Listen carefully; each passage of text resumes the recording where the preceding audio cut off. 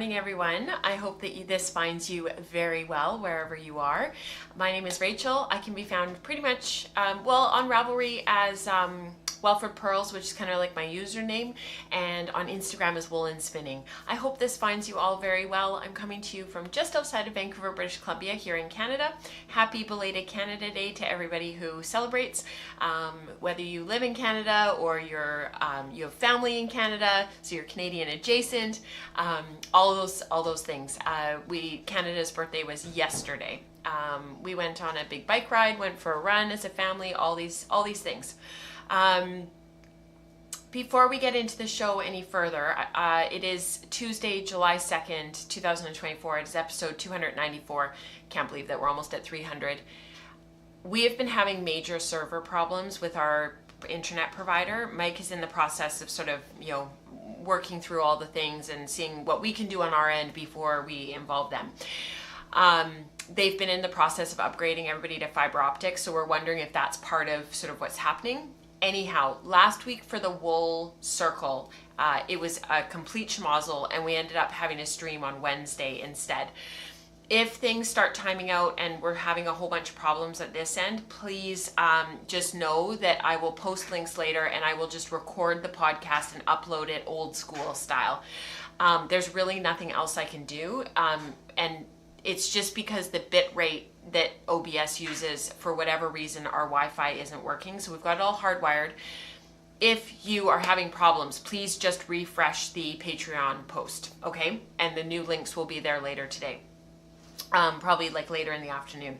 So just know that there will be an episode. If there's a bunch of spooling and a bunch of problems, it's not you, it's me, and there will be problems, and we'll fix it later. So yeah, just a little bit of technical stuff out of the way. We ran it on the weekend several times. We ran it through last week several times. I think like in the background, that's why all the links keep getting screwed up, because we keep like making sure that everything's working, and then we have to change the links. The thing is that hours and hours of streaming, until it comes to the real deal, you don't know for sure that it's going to work, because every so often it will time out and it won't work. So just bear with me, and thank you so much for bearing with me. I really appreciate it, you guys. And actually, it's really quite incredible. Years and years and years of streaming and doing this and being here with you guys. Touch wood, we really haven't had a lot. So I am very thankful that, after it's been 10 years of doing this. Since June of 2014 was when I started, after Nora was born. In March of 2014, she was born. I started spinning again in April. By June, Mike was sick of hearing about wool and didn't want to talk to me anymore. He's like, go find your people. So I turned on the camera and I started talking, and and here we are.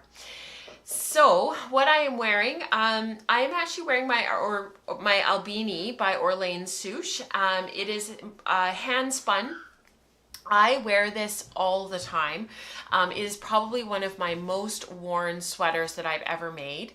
I always wear it for my Sweet Georgia when I record workshops and whatnot with them. And it's kind of become a little bit of like superstition now, that I feel like I have to wear it in every workshop at some point. It's just one of those things that shows up in every single workshop. It's kind of a moderate length. It comes down just to my hip bone, right here. It's just the perfect length. It's got pockets. It's got a split in the back, which I love. And it just fits me really, really super well. It was knit on 3.5 millimeter needles, US size 4s.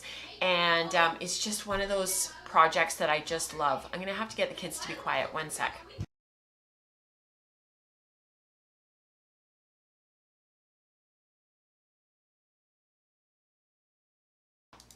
I'm so sorry, you guys. The kids are home. It's summer vacation. I'm already loving it. So if you want to learn more about that project and maybe make one yourself, it is such a great pattern. I love her patterns. You can find my version here on Ravelry for those who use Ravelry. I wanted to welcome everybody. I kind of jumped right in, but I wanted to say hi and welcome. Lauren's here, and Tessa, and Dion, and Glenda, and Alberto, Deirdre. I always want to say Deirdre. I know Deirdre. I'm sure everybody does that to you. We were going to name Nora Mora. And when we started sharing the name with people, the first thing they said was, "Don't you mean Laura?" And it's so frustrating because it's like, if you just read. So I feel ya.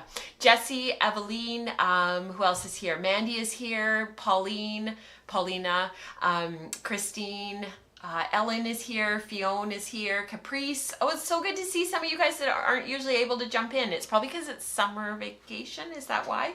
Oh, it's so good to see you guys. Elizabeth is here. Rebecca just popped in. Kylie, we haven't seen you for a while. It's so good to see you.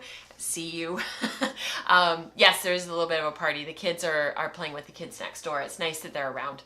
All right, let's get into the show. We'll do a little bit of housekeeping, and then we will carry on with the show. I just want to make sure that there aren't a bunch of "we can't get in" messages. Okay. No, people seem to be okay. So that's wonderful. Wonderbar. Okay, so as you guys know, we've got our multi-year study going on. We are currently looking at stunning singles through the summer. Rebecca's been talking about them all over the Wool Circle recently. She's been waxing poetic about all things singles, spinning singles, felting singles, unspinning singles, all the things once you felt them. We have been using Sarah Anderson's Book of Yarn Designs, which is kind of a tomb in the hand spinning world. I heard somebody recently call something in critical care nursing, I heard them call it one of our textbooks that we use, a canon. This is a canon. It's a very academic thing to say, but it is true. This is a canon of wisdom from Sarah Anderson. We are doing a 2-year study working our way through this book. We did this with 51 yarns several years ago. It was a big success. We had a lot of fun. It was really a really great study. We still talk about it even now. And so we decided to do that again. So right now we're looking at singles. There's a whole chapter in the book about singles. And of course the whole book, as she gets into all the different yarn structures, are all based on your ability to spin different types of singles. So it's a wonderful way to kind of ground what we're going to be doing for the next year and a half. As you guys know, the Wool Circle streams every Tuesday opposite to the live stream at 10 a.m. Pacific.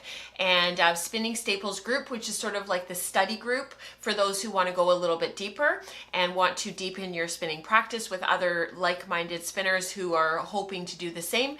They meet on the 2nd and 4th Thursday of each month, and just look for the Spinning Staples tier on Patreon and you will receive your link every couple of days beforehand. Usually is when I send them out, to make sure that you guys have the Zoom link. I don't know if any of you have noticed, but those of you who are in Queries and Staples, the links are always the same. So if you lose the link, don't worry about it. Just go to an old email. It's always the same link. You can throw it into your calendar. It's always the same. I don't change them. It's a recurring meeting. So just a little tip for those, if you can't find the link one day. We have a ton of Zoom groups that happen throughout the week and the month on Slack. So for those who are part of the Spinning Circle, that's on Patreon. Look for all of the tiers that include the Slack channel. These links get posted on the Slack channel every time these groups meet. They're auto-populated. So if you see a Zoom link in the #general channel on Slack, you are absolutely invited. Just click on that Zoom link and come right on in. So Spin Group meets on Tuesday mornings at 8 a.m. Pacific. It also meets on Thursday mornings, 8 a.m. British summer time. So 2 different time zones, same time, but different time zones. Have come on in, join, spin along with the group. And then Fiber Prep Group and Weaving Group alternate on Fridays at 8 a.m. Pacific. I think through Tour de Fleece, correct me if I'm wrong, you guys, but I think through Tour de Fleece, those are going to morph into spin groups. So for the next few weeks, it's going to be mostly people spinning. And then Book Club. Book Club meets usually monthly, every 6 weeks or so. We're just in the middle of picking a new book. Becca has been sort of spearheading that for the last number of years. So thank you to Becca for all of your hard work. And I really, really appreciate that. We have all of the spackles and all of the alongs going on right now. This is kind of how things are working out. You guys probably heard me just mention Tour de Fleece just a second ago. Tour de Fleece runs from June 29th until July 21st. Community participation today is chock-a-block full of people just initially getting started with spinning. It is such a fun time of the year. Instagram goes nuts with bobbin shots and spindle shots and everything that people are working on. People's stories go crazy. It's just such a fun time of year. And then Tour de Fleece Femme, which of course is the women's race, goes from August 12th through to the 18th. And we have a dedicated Slack channel for discussion and sharing for Tour de Fleece. It's there. And also we have a thread on Ravelry as well, which actually I don't have at my fingertips, but it is in the show notes that are available at patreon.com/ I won't give you the number. I will just throw it into chat so that those who don't have it and don't see it in the down bar below have it right now. Who are watching along. Spindle Spun Summer, Spindle Spun Season goes on every in the Northern Hemisphere every summer, and in the Southern Hemisphere every winter. And actually this should read Spindle Spun Season, and this should read Spindle Spun Season as well. I'll try to remember to change that for you guys after. It runs from the summer solstice through to the autumnal equinox, and we're using the Slack channel Spindle Spun Summer 2024. I think I actually changed it to Spindle Spun Season 2024. Same in the Ravelry group, and those links are in the Patreon post. Lastly, our emotional chicken spackle is going to run after Tour de Fleece is done, because the idea is that people will probably be spinning a little bit for their chickens when they get there. And if you're not familiar with the emotional chicken pattern on Ravelry, it is hilarious. A whole bunch of people in our community have already knit and spun for a whole bunch of them, and I'm looking forward to kind of delving into that later in August. That'll be really fun. All right, without further ado, let's get into the show, and I'll share my projects with you, a whole bunch of stuff that kind of went wrong over the last couple of weeks, and we'll start off with some spinning.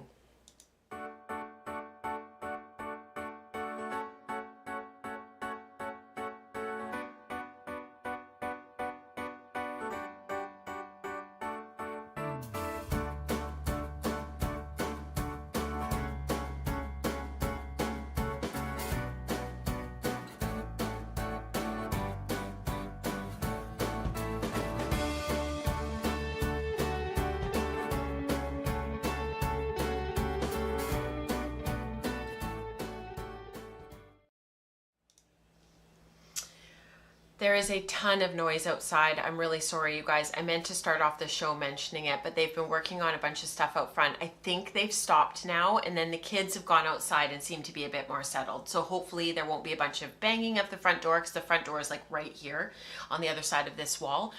And yeah, it's just, the house is very busy in the summer. I know you guys know that. And I always look forward to those weeks when the kids are in a camp in the morning and I can come home and do the stream and then go back and pick them up. It just, everything feels a bit calmer on those mornings. But these mornings when everybody's home and there's a lot of like just commotion in the home, and Euro Cup 2024 is going on, so there's soccer streaming, and then there's Copa America at the same time, so that's going on in the afternoons. It's been a lot of soccer. I meant to mention, last weekend we headed to Portland, Oregon, which is a 5-hour drive south from us. So we live about 30 minutes from the nearest US border crossing. And then for us, it's just a straight shot down to Oregon. And I don't have any photos and stuff because honestly, it was a whirlwind trip. We only went for 2 nights, 3 days. We left on the Saturday morning. We had 2 soccer games to see, and then we came home on the Monday. And got together with Tracy, who's one of our long-term Patreon members and part of Queries. It was so lovely to see her in person. Slowly over the years, I've been able to meet more and more people, and it's just been wonderful. We had a really lovely cup of coffee together. And we stopped in Seattle at the Museum of Flight. If anybody is in that area and has a boy, I don't mean to like gender stereotype or whatnot, because Nora was super, super into it as well. But any kids that are sort of in that like school aged range, sort of like 6 or 7 up to like 12, 13, the kids were so into it, so into it. And we were chatting with some other people and they were saying their teenagers were finding it a little bit, like they wanted to know a bit more, they wanted a bit more detail, they wanted to be able to go into the planes, they wanted like sort of a little bit more interactive kind of stuff. It was a lot of walking around and reading, but the kids were super into it. The volunteers were amazing. They come up and they chat with you and they want to like, you know, they want to find out where you're from and what you're interested in, and they'll direct you and guide you. It was an excellent museum. Highly recommend the Museum of Flight, and it's where the Boeing airport is and factories and stuff are in the greater Seattle area. Well worth the stop. We had a great weekend. It was lovely. We had beautiful weather. Portland was just on the edge of that heat dome that you guys had, that part of Canada had as well, and it was starting to cool off a little bit, so we had a really nice weekend. Really nice. Okay, let's start off with my spinning, because to be honest with you, that has been really what I've been focusing on. So let's do that now.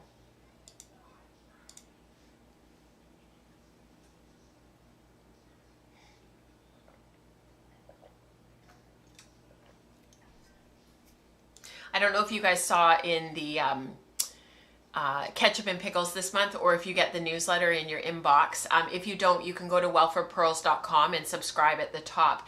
It's basically Ketchup and Pickles, so it just comes into your inbox directly as well. It's just an opportunity to get all of the information about what goes on month to month in our community out there to you guys. So please, if you don't read anything else, please read Ketchup and Pickles. It's all there. At the very bottom, I included a photo of us in the museum, and honestly, Lisa says in chat, my 57-year-old kid loved that place. Mike just like the whole time, because he is so into planes and flights and all the things, and there was NASA stuff there, and there was World War II stuff and World War I, and like he was just like this the whole time. He was totally in his element. Sometimes I think he should have been an aerodynamic or an aerospace engineer or something. Like, he's just so into all of that stuff. And I look at what Laureline in our community does, and she works for Boeing, and she's an engineer, and I look at what she does and some of the stuff that she talks about with work, and I'm like, I could totally see Mike doing that. It just would have been right up his alley. Anyhow, spinning. Let me show you photos of what's going on with my spinning. So Tour de Fleece has been, I got started the other day, and actually what I decided to do was I started off spinning with my Rideau Arcott Charolais blend. So cross. So this is a Rideau Arcott Charolais cross, but I made it into a spinning blend. And so what I did was I actually took the fleece that I had already picked open. So you see how the tip of the fleece, it's just a little bit tippy, and it's just needing to be kind of, those tips need to be pulled off and kind of just cleaned off a little bit. I washed this, I think I ended up washing it an extra time. It had been pre-washed. My friend Kelsey had washed it for me, and then it just was still a little bit sticky. So I washed it one more time, rinsed it twice, came out beautifully. I've been pulling off the tips and then just picking it open. So one of the photos here will show you, this is what it looks like prior to picking. And then after I pull those tips off, then I started picking out open the locks as much as I possibly could. Because what I found was at the butt of the lock, at the where the end that gets sheared, or the end that it's growing from at the bottom against the skin, it's just a little bit sort of, not nappy, but there's just like a little bit of, I don't even know what to call it. They're just a little bit tangled. So just that extra little bit of picking apart and really opening those locks up. And I haven't done all of it, but I've probably done about somewhere between a third and half. Probably about 40% of the fleece has been picked open now. So with what I did have picked open, I actually took all of that and I made them into little batlings, into little nests. However, it might be easier for me to show you under the bigger camera. I also blended in 15% Tussa silk. So you can't see it because it's really, really well blended, but what it's given the fiber is just a really lovely sheen. It's just got a lovely, lovely shine to it. And I ended up blending it on the drum carder 4 times. And the 4th pass was making these little batlings.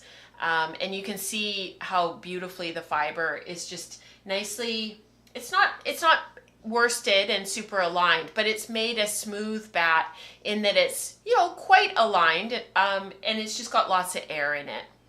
So if I show it to you up close, you can see how lovely those fibers opened up, how beautifully they carded together. There are a few neps still, and I've just been pulling those out manually as I've been spinning, and honestly, it's just been a few. There's one right there. There's just these little neps from the base of the lock that I don't think was from the carding, because they were already there. I saw them when I was picking them, and it was just on some of the ends of some of the locks. They were, yeah, just a little bit neppy, and I think it was from the shearing, because some parts of the fleece are just really, really, really fine. So it's come out really nicely, and I've just been spinning on my Magicraft rows. I had to replace the drive band. Great question, Dion. I'll address that in just a sec. It's been spinning up really beautifully on my Magicraft rows. And I've been spinning for, this is my control card. Oh, that's what I meant to show you guys on the other camera. I'm sorry to be flipping back and forth a little bit. Can you believe the kids drew all over my control card? So that was great. James was like, I didn't know you were using it. I was like, so now I have really fun letters on my control card. However, it's an 85-15% wool to silk ratio. So I do actually need to write this on here because I hadn't. This here is this right here, this is the 2-ply back sample that I started with. It's not the best 2-ply sample. It was a little bit uneven in places, but it gave me an idea of kind of what it would look like, because it was just an initial early ply back within the first couple of yards of spinning. Usually I take my ply backs a little bit later than that, because I find those first few yards I'm just getting a feel for the fiber. It's roughly 18 wraps per inch, under a slight amount of tension, as we would expect when knitting or weaving, where the yarn is under a little bit of tension. And you can see how elastic, it's got nice elasticity. Now this is a 4-ply back test. It's about 14 wraps per inch, which is more what I'm going for. I don't want a super, super fine yarn. I would like a yarn that I could really do something with. I'm finding some of the yarns that are a bit finer, they're sort of 18, 20, 22 wraps per inch when they're finished and washed. They're just a bit too fine. You know, having to size down to needle sizes around like 2.5 US, size 2 US. So that's like a 3mm, 2.75mm needle. It's just too fine. I don't want to be knitting a whole bunch of sweaters that are that fine, because first, they'll never get done. Second, they're just too fine for what I'm looking for. So the 4-ply is really lovely. It's 14 wraps per inch, nice sport, light DK. This would knit up beautifully on 4mm needles, maybe 3.75mm needles. That's kind of my sweet spot with my hand with knitting. And then the bottom here is a 3-ply. So I did a 3-ply back test. Again, really nice elasticity on all of these. It's sort of somewhere between 14 and 16 wraps per inch, under a little bit of tension. It is finer than the 4-ply. It's not as round as the 4-ply, and it doesn't have the 4-ply. They just become, the more singles that you add to make your yarns. So you know, 3-plies are rounder than a 2-ply. 4-ply is rounder than a 3-ply. They just get, you know, in my opinion, nicer and nicer and nicer, because they get rounder and rounder and rounder. It is so nice to work with a multi-ply yarn. I'm a total convert. You can also see that my twist angles cinched up a little bit as I went. So the 2-ply is quite low twist. It's sitting around sort of 32 to 33-ish degrees. And then my 3-ply and my 4-ply were both 40 degrees. And you can see what a nice twist angle you have there. Sorry, I'm not really paying attention to what I'm doing. So you can see that just those really lovely twist angles with both of them. Really nice. So that's my control card. I just have to add that this is a blend, that I blended the silk in with it. Really, really nice. Dion had a great question about how do you know when you need to pull the tips off. I had a fleece years ago. It was from Lynn Anderson at West Coast Color. And at the time I was just getting started and I didn't know what I didn't know. So at that time I talked to Sarah at Fiber Trek about it, and she had said, you know, like, it's a bit tippy, just pull off the tips. You can cut them, you can pull them. So what sometimes happens with some of these, so this is a Rams fleece, it's a Rommeldale CVM from Lynn Anderson. And you can see that even after washing, it's just kind of a bit tippy. The tips aren't super, super, super clean. So if you just pull all of that off, it just opens the fleece like right up. And I had somebody ask me, yeah, but aren't you like ruining the lock structure, or the structure of the lock? Like, you're almost kind of cutting off like what the lock originally looked like. Shouldn't you try to sort of open that up and deal with that? But I found and the answer is no.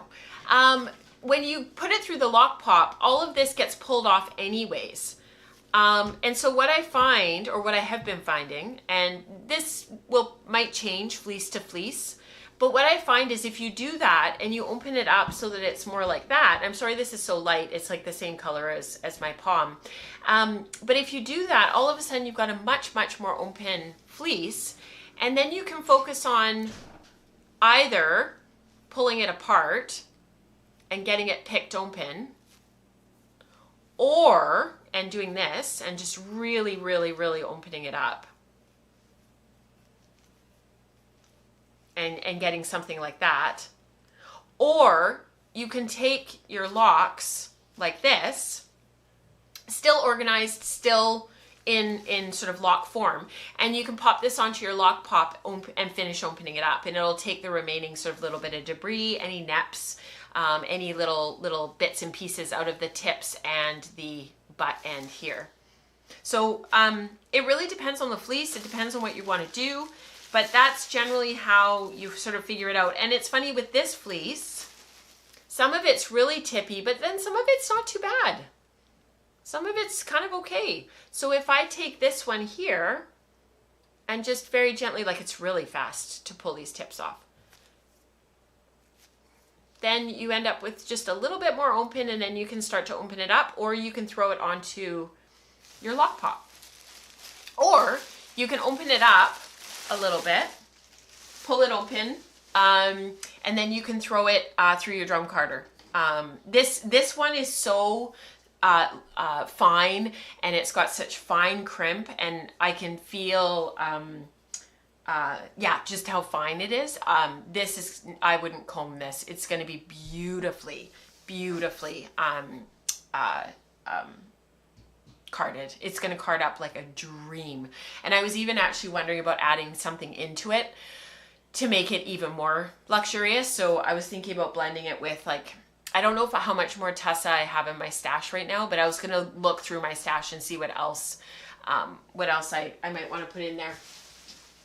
I don't know if the tips are dirty per se, Dion, because this came out really, really clean. This was 3 washes and it came out really, really beautifully. It's more that they're just like compacted, like they're really compacted. So I could pull through that and get that all opened up, or I could just kind of pull my nail through it. Does that make sense? I guess it is a little bit dirty still. It's pretty clean though. This is really clean, because you can pull these apart, which I probably will do with this fleece. I probably won't go through the whole thing and pull the tips off, because look at that. And I didn't pull the tips off there. I just pulled it all apart and it came apart beautifully. But it was just for demo purposes to show you guys what it looks like to pull the tips off. For those of you who haven't seen that before. And then you can pull it apart like that and then feed it into your drum carder. Like, that's going to just be, that's going to be incredible. Incredible. It's going to be amazing. I'm waiting until some of this other stuff is done to work on this fleece next though. This fleece is sitting here because it's just been newly cleaned, and it's next on my next on my list. These aren't week tips. Are those week tips? Tips week on this Rommeldale, Dion, or are you thinking just in general?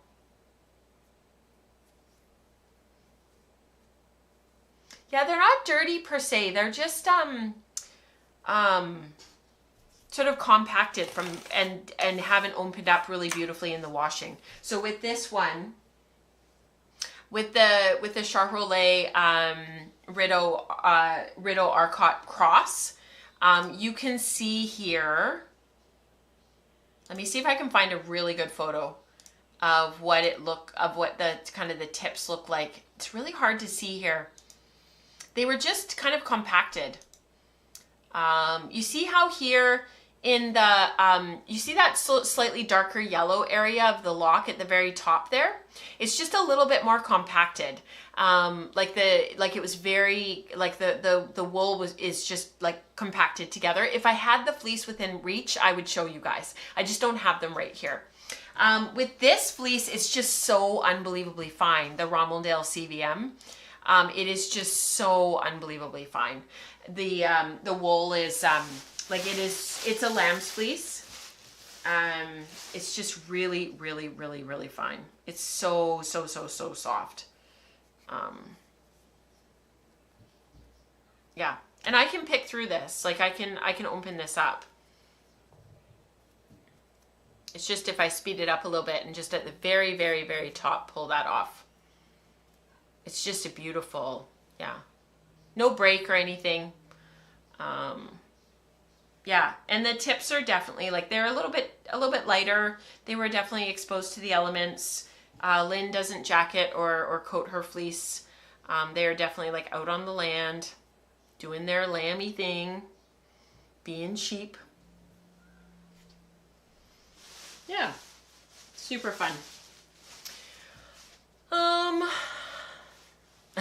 Holly says I need to get into the habit of keeping a control card. I seem to have a few particulars on and then forget about the rest of the details. Yes. I haven't done a control card in a very long time, but I have several spins going all at the same time, and so I wanted to make sure that I didn't forget what I was doing with this particular spin. The other one that I've been working on, and I won't talk about this too much because I haven't done too much with this, is the Targhee Polworth blend that I've been working on. So these are all of the samples that I did for the contrast of color content for the Year of Color that we did back in, was it October or November? I think it was October. And I did all of these different yarn samples, and I settled on this one here. The one at the very top at the back there. Blended the different yarns together. I blended complements together, did 2/3, 1/3 blend of blue to like a orangey kind of, it had green in it. It was a very kind of muddy blend when you put it all together, and that was sort of what I was going for, was this really nuanced kind of complementary blend. And I've been spinning this up. So I've got 2 bobbins finished. I have one, from those 2 bobbins, I have 1 bobbin of 2-ply that I've already up-plied. This is a Hauser yarn. And let me just pause for a second. So this yarn here, we're gonna learn all about this yarn as we go through Sarah Anderson's book, The Spinner's Book of Yarn Designs. So we're gonna get there in this yarn structure and how this yarn structure works. But basically you spin 2 singles the same direction. So in my case, I spun them in the clockwise direction. If I gesture to the clockwise direction, it's opposite for you guys on the screen. So in the Z direction or clockwise direction on my spinning wheel, and then you take those 2 singles and you apply them together. So you hold them together as if you're plying them together, but you spin them in the same direction that you spun the singles. So in the Z direction, in the clockwise direction to the right. And then you do that again, another set of singles, apply them in the same direction as you spun the singles, and then you take those two 2-ply yarns that have been spun in the same direction together. So you got 4 singles, 2 yarns of 2-ply, and then you spin them in the S direction, in the opposite direction. And that makes what we call a hauser yarn. That's what gives you this yarn. It feels like a commercial sock yarn. That's what it feels like. And I added in some sari silk, as you can see, to give it kind of an overall tweedy effect. I'm not sure what I'm going to get in terms of yardage. I have enough of this yarn prepped for about 5 or 6 bobbins of yarn, chocker block full of singles, like packed with singles, 5 or 6 bobbins. And so I'm hoping that I have, because it'll be a 4-ply yarn, I'm hoping that I end up and finish with more than 1,200 yards of sport weight yarn. That's the goal, and then we'll go from there. So yeah, so we'll see. So I'm actively spinning this right now. That's my Tour de Fleece spinning, are these 2 spins, and I've been really enjoying them.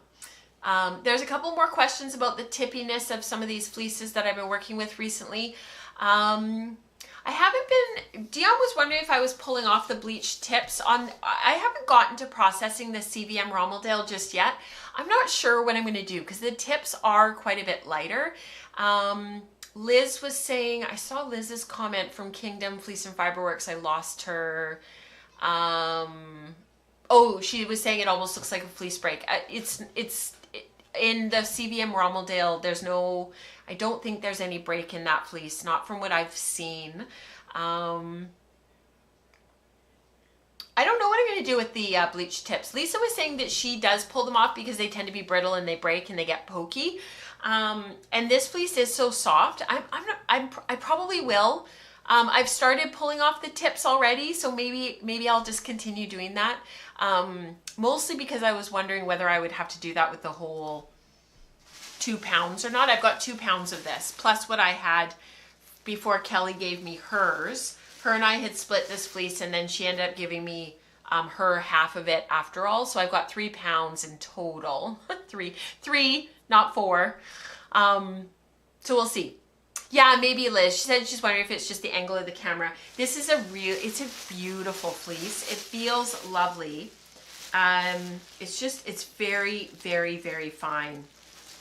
So when I start working with it, because I was even wondering, like the drum carder, the crimp is so fine that you can't even see it on the camera.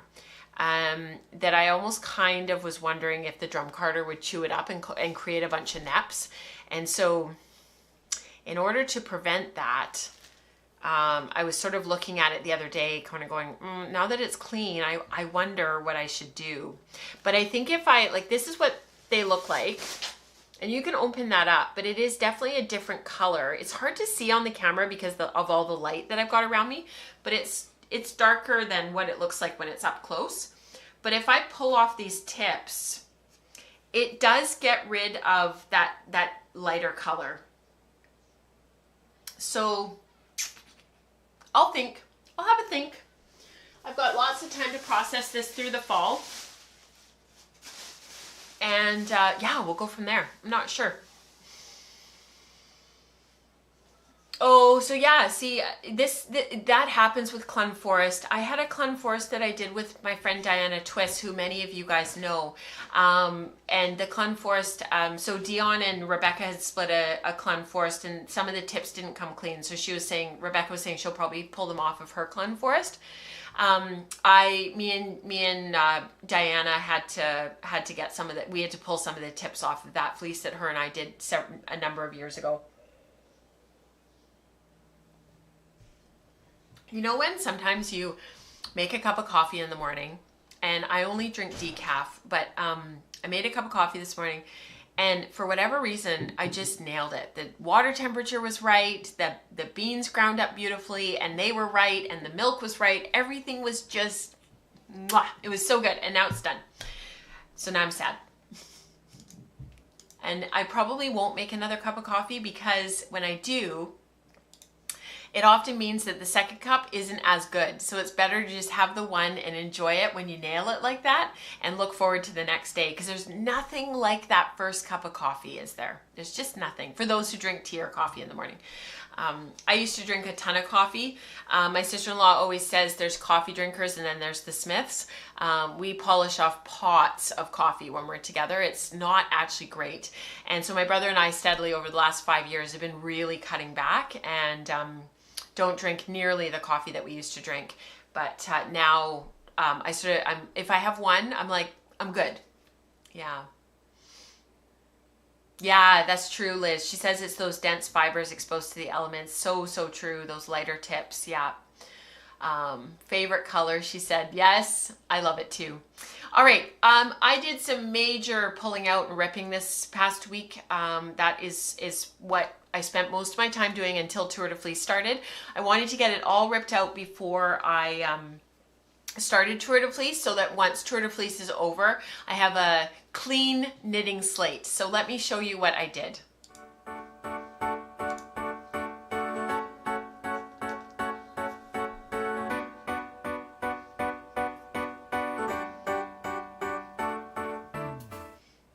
All right, so I love that little intro for ripping stuff out.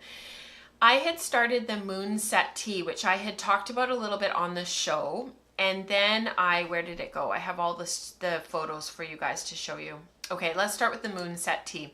So I had started knitting this in my fin that I had processed from Fleece a couple of years ago, did all that spinning, I carded all this up. That was another fleece that I should have pulled all the tips off of, but I didn't.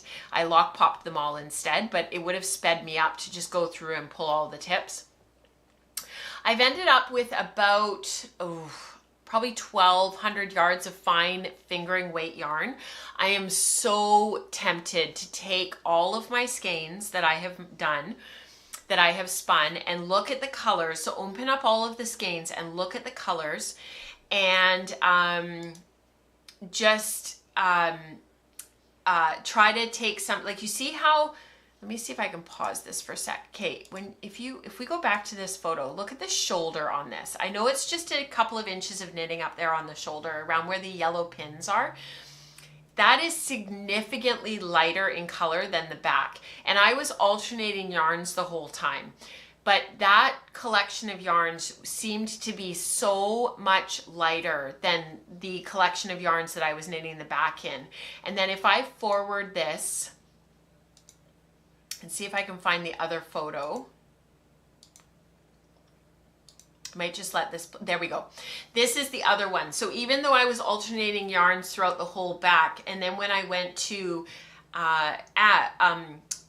it's top down. So you work the yoke and then you join to work the body and the round. And you can see there's a line across the back. So even though I was alternating those yarns the whole time and working them the whole time, when I made that transition to working the whole body and having those yarns continue, for whatever reason, it was just that much lighter, that several degrees lighter, that those yarns were different enough from the yarns that I had started in the upper back where I first cast on. Super frustrating, super annoying. This was a ton of knitting. Oh, thank you, Tori. She says, I love the frog. So does Dion. I know, it's so cute, isn't it? A frog in knitting.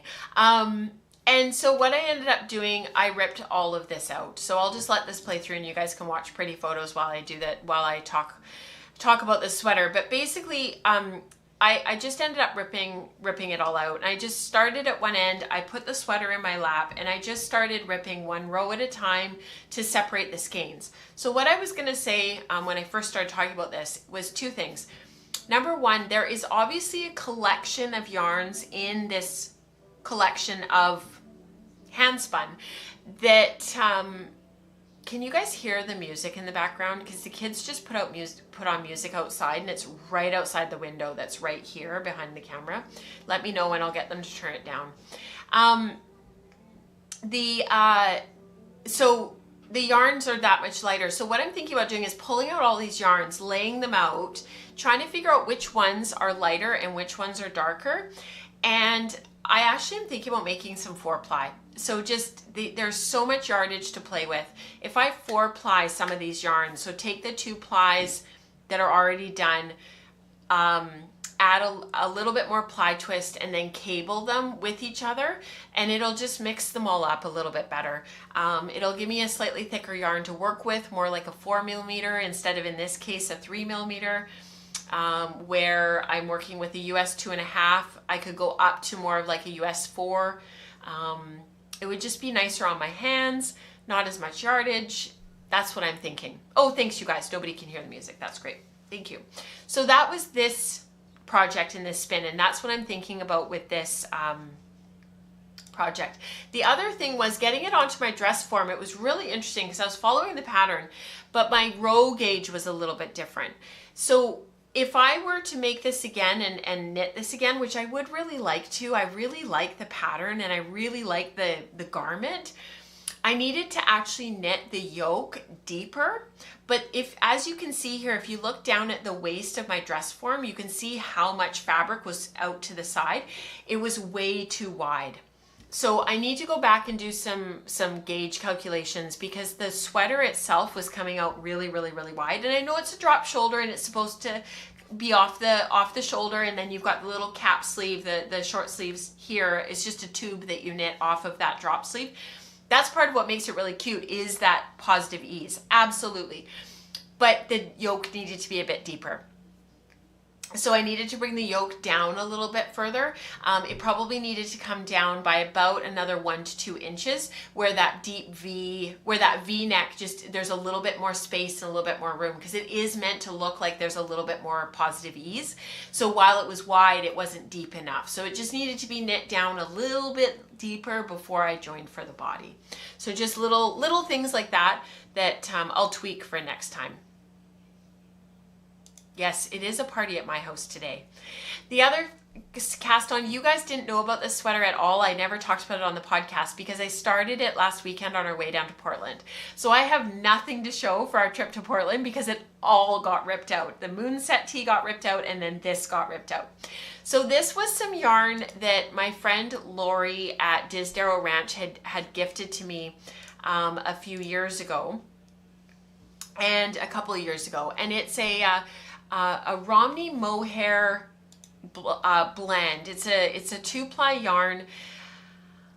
When I was looking at my notes, I had written down that this is a fingering weight yarn, but I think it's actually a DK because it's knitting up as a DK. It's a much thicker, slightly denser yarn. I have quite a bit of yardage, but not a ton of yardage. I have about 800 yards to play with, and she had hoped that I would kind of play with it and see what I thought. So this is the third garment that I've tried to knit out of this yarn, and it's been every time I've taken this yarn on a road trip, I've cast something on with it. The last 3 times we've gone somewhere, every single time we've gotten home from that trip and I've ripped it out. So I put this yarn in timeout. It's in a bag, in a Ziploc bag, with the Drops Kid Silk yarn that I bought to go with it, and it's having a timeout. So this is the Home Camisole. It's by Kaidri. I love this pattern. It is quite lovely, but as you can see, this came out absolutely massive. So it was so big on me that like I could have fit 2 of me. My gauge was different than the pattern. I had adjusted for gauge. It was still just too big. And even I tried, so one of the finishing techniques about this pattern that I really liked was that around the neckline, it goes all the way around to the back, and around the arm sky as well as the hem, you do a 3-needle bind off. So you pick up all the stitches and then do a 3-needle bind off to kind of finish it off. Looks really, really swift in the photos. It's in real life. My friend Jessica has knit this, and Melissa has knit this as well, and it's just really, really lovely. It's a great, in real life, this is a really nice pattern.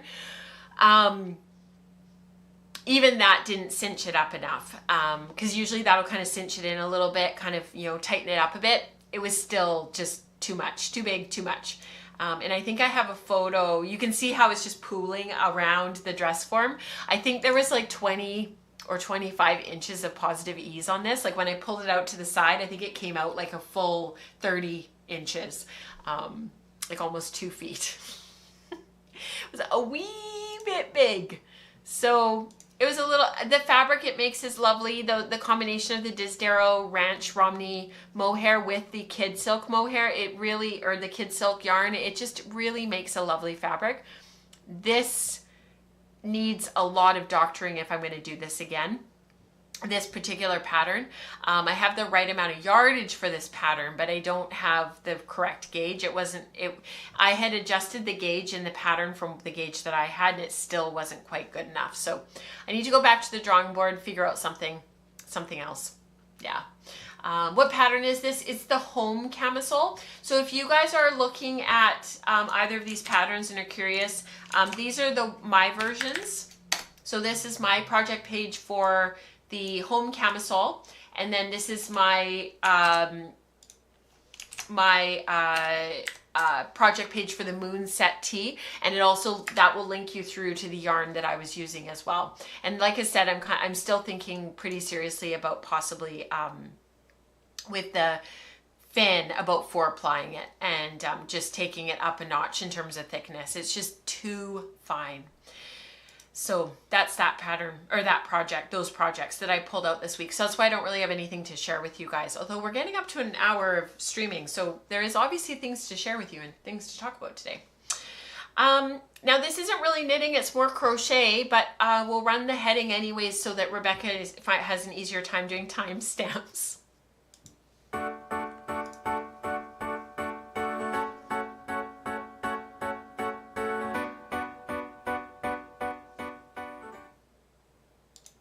So this is the, it's crochet, not knitting, but this is, let me see if I can find it actually. Yeah, here it is. This is Jethro by Tanis Lavallee. She's located in Ontario. She is the dyer behind, oh you guys, Tanis Fiber Arts. And her yarns are beautiful. This is a crocheted granny square cardigan. So you make all of those granny squares and then you seam them together using crochet. So what I did was I pulled out all of my sheep breeds and all of my yarns from my sheep breeds kit. And I took some of them and I dyed them into all of the color that you see back here hanging off of my cart. All of these, they used to be hanging behind me. They're all hanging here. And then the stuff that I didn't end up using in that project, in the dyeing project, as I create a color system for myself, which we've talked about in previous episodes, the remainder I started crocheting squares. And so the combination of fibers that's in here, there's Finn, black-faced Welsh blackface, is that how it's said? Sam isn't here to correct me. I think it's Welsh blackface. Cheviot, Shetland, Merino, CVM Rommeldale, and Romney mohair. This yarn is actually in this project. It's right here. I had just a little bit left over. I have a little bit of fixing on this cardigan that I need to do because I realized after filming last time, the last time at Sweet Georgia, I realized that on the bind off on the button band, there's a little hole right here. And so I have to fix that before I go any further with this yarn so that I can fix it. Anyhow, long story short, I have all of these yarns. I also threw in, I threw this in later. This was Disdero Ranch Romney mohair, but in a just sort of a creamy kind of bone kind of color, sort of ivory bone. I threw that in as well. This was from Small Bird Workshop. This was Tussa Silk and, what was it? Tussa Silk, oh, I never actually wrote what it was. Tussa Silk and, what was it? Tussa Silk and I feel like it was CVM. I think this was CVM. So I threw that in as well. What else did I throw in? That was kind of it. Oh, and I throw in, I had a little bit of Frisian left, my black Frisian from one of my sweaters from years ago, the Shoreline cardigan. I threw that in as well. And I just started making squares. I just started crocheting up all these squares that you see as they go past you. And I was so pleased with them. Like I was so pleased as they were crocheting up. And I just kept making them and kept making them and kept making them. And I'm going to go to a different camera now so that you can see. I've started to sew it all together. So this is the bottom.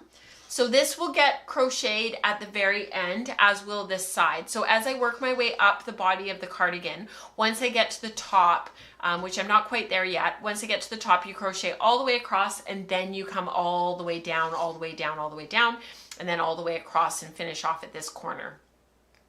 Once that's done, you do the fronts, same thing, and then you add your knit band on the bottom and you do your knit sleeves. I'm not using hand spun for the contrast for this color that's sewing it all together. This is actually Patagonia wools, and it's 100% wool, and it's just in their natural undyed. And this is Woolpool. I'm assuming this is Woolpool wool. It's 100% wool, but there is some sort of grays in here. There's some darker strands of wool in here. It's just got a lovely overall, very natural, very rustic kind of feel to it. And the reason why I chose that was because I really didn't have anything in my stash that I knew for sure would crochet, because crochet does take an inordinate amount of yarn. I didn't know for sure that I would have enough to do the bands, the knitting, the sleeves, just all the things. And I wanted to be sure that I had enough. And this was on sale at my local yarn shop for 50% off. And I think I got it for like $6 a ball, $6 a skein, and I needed 3 skeins. So like, how can you go wrong? So I've been crocheting it up. This is the back. It's 20 inches across, so it'll give me about 4 inches of positive ease, 4 to 6 inches of positive ease once all is said and done, and the fronts are added as well, which is lovely. It's supposed to be oversized, it's supposed to be boxy, it's supposed to be relaxed. As I've been sewing up the back, I've been really worrying about the length, because this is supposed to go all the way up to the back neck. Nora knit this as well, crocheted this recently as well. It was her project at the end of June. There is several episodes dedicated to her version, so definitely go back and watch hers. I think I showed her finished version in like episode, I feel like it was like episode like 290, what was it, 293 or 294, something like that. Yeah, I'll go back and put it in the show notes. Her version is super cute. It came out too short. That was the one thing she was really disappointed about. It was too short. So I've been very aware with my version. My squares are 3.5 inches square. And I've been really concerned. So they're quite a bit smaller than Tanis's in her pattern. And as I've been sewing up the back, this just isn't long enough for the length of my torso. Like you can see here, if this is supposed to go up to the back neck, it only comes down. It only comes down to here. So this is my belly button. Has anybody ever read the book, My Belly Button, my 4 Shiny Buttons by, it's Pete the Cat. Anybody who has kids knows Pete the Cat. My buttons. So anyways, I have to add another row of squares. So I need to add another row of squares to the front, and I need to add another row of squares to the back. So I've already added a row of squares to the back and added a row of squares to the front. So I've already made 9 extra squares. I need to make another 9 squares. So all of this yarn that I have left over, I'm actually not upset about, because I would really like to stash down a little bit more than what I was able to make this cardigan. So whatever you think you need for this cardigan for yarn, you don't. You need a fraction of that. So I'm gonna have to add another 9 squares. And then after that, if it's, I'm using another cardigan for sizing to make sure that I'm accurate. And then the pattern calls for, I can't remember how deep the ribbing is supposed to be. I think Nora's, we ended up making longer. It's 4 inches of ribbing just to try to give her some length. The cardigan that's a drop shoulder that I'm kind of modeling off of in terms of sizing and length and whatnot, I just laid this over top of my other cardigan. I think it only has about 2.5 inches of ribbing on the bottom, which is kind of more like what I like. So I'll probably do about 2.5 inches on the bottom. So more squares need to be made, and that's okay. That's okay. Yeah, that's right, Rebecca. Yeah, the first one that was in June.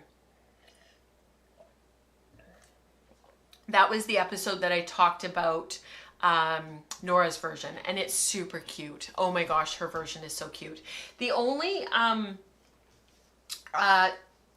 for this Jethro, the only thing that I put on myself in terms of like yarns that I was allowed and not allowed to use, the only thing that I put on myself was it had to be yarn that was around 18 wraps per inch, around, and it had to be a natural shade, which my stash is chock-a-block full of. So that was totally easy to do. It didn't matter if it was a blend, but it needed to be a wool blend. And yeah, and I really made sure that I chose a variety of natural shades so that stuff was different enough that if I grabbed the Cheviot, it was definitely a little bit different than the merino. So more white, this isn't as evenly spun, but more white. This is a little bit more cream. So yeah, I tried to just keep the variety of what I chose there, and I tried to choose a variety of shades. So everything light, dark. I probably should have had a few more mediums in there, but it was really hard to find really good mediums. And then of course I had the really, really dark, but it helps it to pop having that really dark in there. So that worked really well. Thank you, Rebecca. It was $2.92. Nora's version was talked about. Thank you so much. All right, it's getting late. Let's talk about, let's do community participation.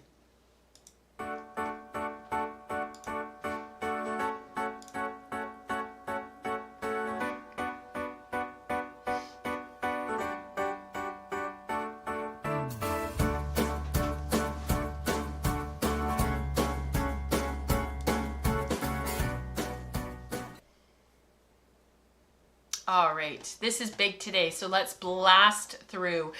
Last year, I think it was, I did like a slideshow of all of the Tour de Fleece spinning, because there ends up being so much. It's just unbelievable. So I will look at that as the weeks go on, just to try to cover the amount of spinning that you guys are doing, because Tour de Fleece is always massive and it's such a fun time of the year, and it's so much fun to talk about and to share with you guys. So this one's from Linda Sue, cleaning Suffolk and Hampshire. This was her getting ready for the tour. This is from Mary, bin full of bats that she wants to spin. I will expound on the blend later, but for now we'll share this collage of Gotland fleece that's being washed. Beautiful Gotland, absolutely gorgeous. This is from Florence. So this was her prepping for the tour, but then after day 3, she actually had the first skein done. And isn't that beautiful? Beautiful. This is from Karen. So at the left there, the white, she's got a sheep named Mary. I think I will spin that on the e-spinner. In the middle, there's a San lamb's fleece that was a pain to comb and get clean. The bottom middle is a Finn Lister lamb, and then on the right is a Finn Lister fleece as well. It's medium to rough. I plan to spin as much as I can of the alpaca that's not pictured here. And then she's prepped all of this to spin as well. Amazing. This is from Kat. Oh, the excitement. We have a Cheviot Shetland cross, some commercial Rambouillet top with silk and oil, a touch of flax, Carrie Hill, and a bat of odds and sods. It looks amazing, Kat. I can't wait to see what you're gonna do. This is from Charlotte. This was after a couple of days of spinning. First couple of months I've been lock popping a Jacob fleece and I finished, but before diving into those 2 lovely giant tubs of locks, I took all of the clean but shorter wisps pulled from the front of the lock pop and carded it into some bats with some sari silk and silk noil. Amazing. She was talking about this on one of the Zooms, one of the spin groups and how excited she was to start spinning. And wow, Charlotte, what a creation. This is from Eveline. Sunday's progress. I applied yesterday's purple stuff, finished knitting a second sleeve, and then had to pick something new to spin for spin group. The pink braid has been in my stash for 3 years or so, one of my earliest fiber orders. So it's time. I took hand cards and wheel to spin group, made rough row legs, pre-drafted, and held with a distaff, one-handed long draw. Beautiful, Eveline. Gorgeous spinning. Amazing. And then the owner of the space at Spin Group had some beautiful natural colored fibers, some gray Icelandic and brown BFL that followed her home. Amazing. This is from Nicole. Made a start on her tour today. First, so that was a couple of days ago. First wheel spin from the fold, which is a technique I've never tried. Amazing. I'm sticking with combo spinning pairs of advent fibers, but this time I'll do one single of one and one of the other. From Shauna, beautiful spinning, Shauna, just absolutely gorgeous. I finished my second bobbin. Today's roughly 80 grams of 35 wraps per inch singles in 2 days. My mind is blown. It's amazing how quick you get with more and more practice. I've been really doubting myself and thinking my yardage is going to be low. I don't feel like I've ever spun this thin, this quickly. My warning bells are going off. Run with it, Shauna. Just embrace it. This is from Hannah, day 2, 50 grams of singles that were spun before the tour. I've got some of that too, Hannah. I'm going to have stuff that was spun prior.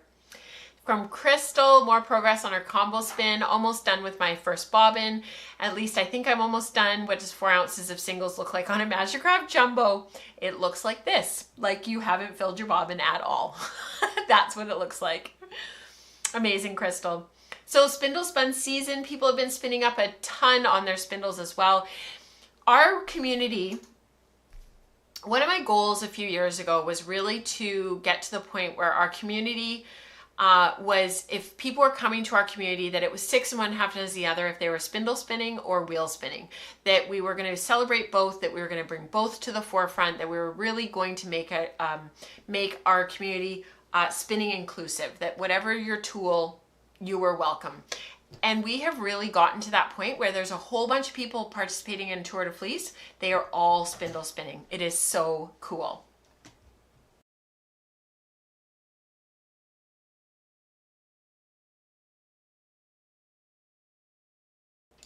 The kids keep slamming the door every time they go in and out, and it's just so distracting. I don't know if the camera catches it or the sound, but I hear it every single time. This is from Laura. First project of vacation is finished. These will be applied at home, but she's been spinning on her boat. And of course, it's that time of year where Laura spends basically all summer out on their boat, and we get these gorgeous photos of her out on the water spinning. Amazing. This is from Maria. She's been playing around with her Turkish spindles. She's got now 3 small balls from her Turkish spindle. It's a bit thick and thin, but it was fun. I've been watching the Euro Cup football and spinning away at the same time. Amazing, Maria. I've been spinning and watching Euro as well. Little footy. So much fun. This is also from Linda Sue. Finished plying and soaking the spindle spun gray yarn. I spun the singles on my Vermont spindle, but then I did a 4-ply cable by plying it on her Belladonna, her sidekick. I think the wool came with the spindle, so no idea what it is. It's fairly long stapled and lovely to spin. I'm quite pleased with the yarn. It bloomed nicely and has a bit of a halo and has a bit more halo than what is desirable for a cabled yarn, but I ended up with about 660 yards, and my scale broke this week, so I won't be able to weigh it until a replacement breaks. Oh, that's too bad, until a replacement arrives. But beautiful, beautiful cabled yarn there, Linda Sue. Just gorgeous. From Christine, spinning her first spinning for Spindle Spun Summer. I'm taking this at a relaxed pace this year, aiming for just spindling a bit each day, even if it's just waiting for the kettle to boil. Yes, Christine. Yes, yes, yes. I'm doing the same. This is from Elizabeth. Amazing spinning. Here's what I've been working on lately. The purplish yarn on the left is Polworth. The brown and white are Shetland bats that she carded, and the Polworth singles are now finished, and she's starting some Corriedale. I like to alternate between Shetland and something else, and I'm going out of town tomorrow and I'm bringing my spindles. That's amazing, Elizabeth. Look at all of that purple, all balled up. Amazing into her plying balls. This is from Becca. Gorgeous roll legs on her favorite Russian spindle. And those roll legs, Rebecca, correct me if I'm wrong, she's the one that gifted them to Becca. They're Kiviat, what? I can't remember what the blend was. Kiviat Rambouillet? Is that wrong? It's probably wrong. And of course, Becca's spinning is just gorgeous.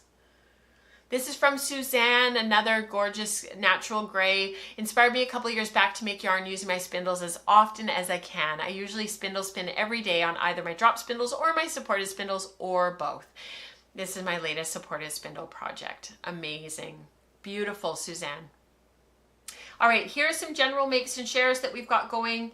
It was Rambo. Okay, I was right. Rambouillet. Rambouillet and Kiviat. It was the Rolex that Rebecca gifted Becca. This is from Laura, who's the one that sails and spindle spins and knits. Beautiful. Finished her first top from her hand spun. This yarn is her first year of spinning. Was from her first year of spinning in 2021. I'm still not very experienced, but I sure make better yarns than this one. This yarn is very unevenly spun and plied. There are tons of little plybacks where I didn't notice the other single being tangled with each other with itself while plying. Some parts are wiry, some underspun. You name it. Still, it became a very nice top. I think this top is a perfect example of why you shouldn't be afraid to use your beginner yarns. The imperfections will be hidden in the knitted fabric and it will look interesting. Just use your hand spun. Yes. Ah! Absolutely. I'm always waxing poetic about that and I'm always getting up on my soapbox about that. And Laura, exactly. 100%. This is from Shauna. Remember the singles that were eaten by her dog? This is the finished yarn. Isn't it incredible? So my long draw spin is finished. I ended up with about 328 yards, which is incredible. According to the grist calculation, it is about a DK, but it doesn't really look like one in most sections. It's probably a little bit finer than that, Shauna. If you're using the Yarn Council grist calculations, it's probably not accurate because your hand spun is not the same as commercial yarn. I'm going to try holding it for stranded color work with a fingering weight and see what happens. I think that would serve you well. My hope is that handspun will be the color for the sky in an Alaska hat. Amazing, Shauna. That'll be beautiful. You all were right. I could never tell you what part of the yarn is messed up by my dog. It all looks seamless. Yes, yes. This is from Tashi. I love this color. For anybody who doesn't know me really super well and you're new to the podcast, this is my favorite color. How many fiber prep posts are too many? There are never too many. Asking for a friend as I finished carding my dyed CVM and I love it so much. I carded the whole 125 gram bat and then I ripped it into strips and disted off my fine hand cards to add some air and help to pre-draft. I'm so excited to spin this. I can't wait to see this yarn, Tashi. It's just, you did a beautiful, beautiful job. And last one from Shauna, so much clean Romney. I started with just over 7 pounds of dirty fleece and washed it in 1 pound increments. It's still wet, but water spun out in my washing machine, so relatively dry. So soft and silky, lots of VM, but I didn't do much about before washing, but I'll deal with it better during the picking. You can also comb, Shauna, and that will help a huge amount. This is only the third time I've washed fleece. One thing I did differently this time was I spun out a lot of the water between each wash and rinse. And that I think helped her a lot. I've never had the final rinse water be so clear. I'm really excited for this to fully dry so I can play a little bit. Thank you so much, you guys, for sharing all of you do. As always, the hashtags on social media are hashtag use your handspun and hashtag woolen spinning so that I can find stuff and I can share it with you guys. And I just love being able to share and showcase you guys. It's just incredible. Yeah, Rebecca says, preach, Laura, about the t-shirt that she did and about using your handspun. Absolutely. I just minimized chat by accident. I got rid of you guys by accident. All right, that is it for today. I have one more thing that I wanted to share with you, and I don't know if I still have the photos of the original fiber. So let me just have a really quick look here. Yes. Okay, one last project, spindle spinning. I didn't share it with you guys, and I should have. This yarn, this fiber was wool that it was part of, it was from several years ago, Hello Yarn. It was Fiber Club. I can't remember what the color, what it was called. Feta Villages or Little Village Fete. I can't remember, something like that. Anyways, I pulled it out. I figured out the colorway repeat. I started making little roll legs, and as I break everything and drop it all, and so this was the original colorway. And then I started making little roll legs, and I've been really trying to keep the colorway in order. And my goal for Spindle Spun Summer is just to create a daily spinning practice. Nothing more, nothing less. Just a daily practice that has that I can rely on. That every day I have something on my spindles that I'm supposed to be working on, that I can just do a little bit of something. Because I find my spindles always get pushed to the back burner, and then it's bedtime and the kids are needing us and I'm tired and I just want to curl up with my book, and I haven't spindle spun all day, and it's like day after day, week after week. So what I've been doing is making 4 or 5 roll legs at a time, really loosely, very gently off of my hand cards, and spinning them in order. So I've been keeping them in my box in order. And this is my silly salmon, and this is probably about, I want to say like 4 or 5 no, more than that, maybe 6 or 7 roll legs thus far to date. And so I'll just keep going until the spindle doesn't spin nicely anymore. So far it's still spinning beautifully, so I'm just going to keep on going and keep loading her up. And I'll spin through these 3. So this one will be today, this one will be tomorrow, this one will be the day after, and so on. I've even been able to get them done on the days that I've been working, which is awesome. And I'm just going to enjoy this spin for the rest of the summer. And on the days that I feel like working on more and that I feel like spinning more roll legs, I will. But the bare minimum is to do 1, and it takes me about 15 minutes, which is perfect because that creates a daily 15-minute practice, which is what I want. So that was the one last thing that I wanted to share that I forgot to share in spinning, because we were talking about tippy fleeces and I was feeling distracted and I forgot to share my spindle spinning. So thank you. The cop is okay. Diana says nicely wound cop. It's okay. I can see how the top is getting a little bit loose, and I've been trying to figure out how I'm going to ply this yarn. I'll probably do a 4-ply, and so I need to figure out in the colorway repeat where to stop spinning, and then I'll wind all those singles off onto one bobbin for storage. And then, that's something that I really want to establish in my spindling practice, is really creating those beautiful cops, like what I see Diana creating and others in the spindle spinning community. Because in our hashtag Spindle Spun Season thread on Slack, the cops that you guys are able to create are amazing. So hashtag goals. All right, that's it for today. I can feel my voice is giving out, so I hope you guys have a wonderful couple of weeks. Next Tuesday, same time, same place, we will be streaming episode 221 of the Wool Circle, which is amazing. And Rebecca will be sharing a little bit more about her trip and where they've been and what they've been doing, which is really exciting. So have a wonderful rest of your day. Have a really great week.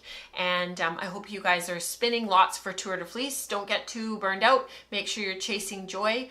And we'll see you next time. Bye, everyone.